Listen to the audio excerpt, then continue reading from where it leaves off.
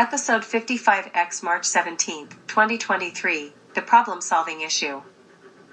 Residents Against Wood Smoke Emission Particulates, CRAWSEpresidents.wordpress.com, and scroll down for PDFs of articles with URLs to search on. And on the website are links to 10-minute TikTok and YouTube videos and 30-minute podcasts on Spotify and Podbean.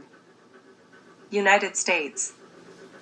Rosep View. Having testified at the February 2023 Environmental Protection Agency, EPA, hearing, in which I asked the EPA to lower the particulate matter of 2.5 micrometer size, PM2.5, limit to 8 micrograms per meter cubed annually, and 25 micrograms per meter cubed daily, I found this analysis by the Union of Concerned Scientists of the testimony of some industry representatives at the same EPA hearing on PM2.5 limits fascinating. Although the Union of Concerned Scientists did not mention wood burning in this article, biomass industry representatives and residential wood heating industry representatives use the same tactics described in this article to fight against regulation or elimination of biomass, wood burning, and residential wood burning. Additionally, the wood burning industry lies when it states that wood burning is carbon neutral, in order to protect the wood burning industry's government subsidies using the fallacious construct, rejected by scientists, that wood burning is carbon neutral and zero carbon and renewable, according to the carbon neutral or net zero argument, hundreds of years of pollution later. The oxygen that fully grown replacement trees finally produce magically negates the pollution of the original wood.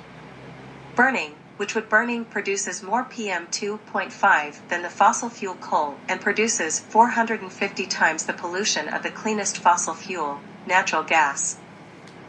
The tactics of the fossil fuel industry described in this article are 1. The fossil fuel industry denying the science that shows PM2.5 harm to human health, and 2. The fossil fuel industry saying that economic arguments should be considered, rather than the simple argument that PM2.5 is harmful to human health.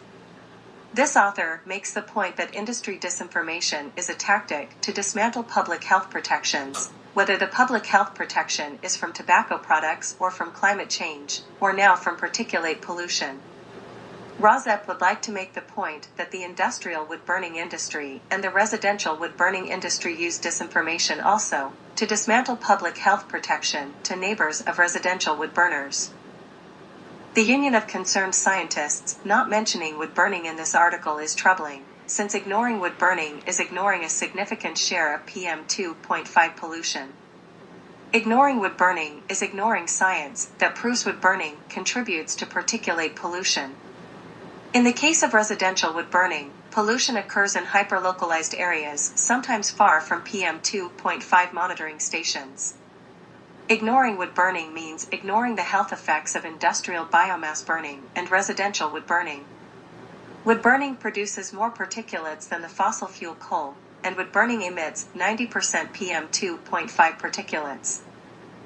How to solve the problem of residential wood burning pollution affecting the health and lives of near neighbors is ignoring a significant share of PM2.5 pollution. Ignoring wood burning is ignoring science that proves wood burning contributes to particulate pollution. 1. Would only lowering the EPA PM2.5 safe limit from 12 to 8 annually and from 35 to 25 daily solve the problem of PM2.5 pollution from residential wood burning?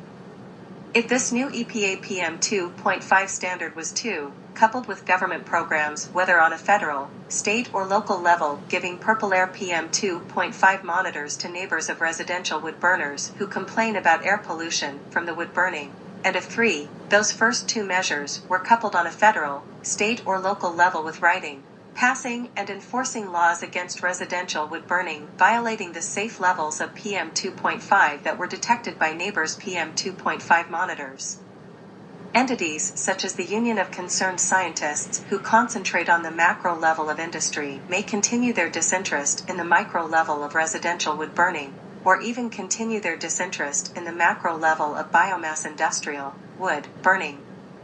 Both residential wood burning and industrial biomass burning create more particulates, PM2.5, than the fossil fuel coal burning. However, as laws are passed and enforced against residential wood burning, the ignorance of the pollution caused by residential wood burning will become harder to maintain. And ignorance of scientific evidence that wood burning is not net zero and not carbon neutral will also become harder to maintain, given the evidence from hyperlocalized PM 2.5 monitors in the yards of near neighbors of wood burners, with online historical data on Purple Air and US AirNow maps of smoke and fire there to download by anyone, and remind the general public and government officials daily of the levels of PM 2.5 that residential wood burning causes. The words fossil fuel trip off the tongue, but hopefully the plain description, residential wood burning, will be recognized as a problem that can be solved by changing actions of individuals. The good news is that changing the actions of each individual is easier than changing the macro actions of an industry. Each benchmark met is a little victory for clean air. Personal actions matter and can have a positive effect on society. The government has a history of taking action to protect human life and health by employing breathalyzer tests to stop drunk driving, after a successful campaign by Mothers Against Drunk Driving, MADD, asking the government to take action. The government could further protect human life and health by employing hyperlocalized PM 2.5 monitors in the yards of near neighbors to stop the pollution of residential wood burning. Industry's tactics to expose you to more sub-pollution. Union of Concerned Scientists. UCS blog Union of Concerned Scientists. EPA's PM 2.5 rule is a good step, but more is needed. The Clean Air Act requires the EPA to periodically review the science for 6 criteria air. Excerpt edited for brevity and clarity by Rozep. Disinformation strategies by business about PM 2.5 safe limit.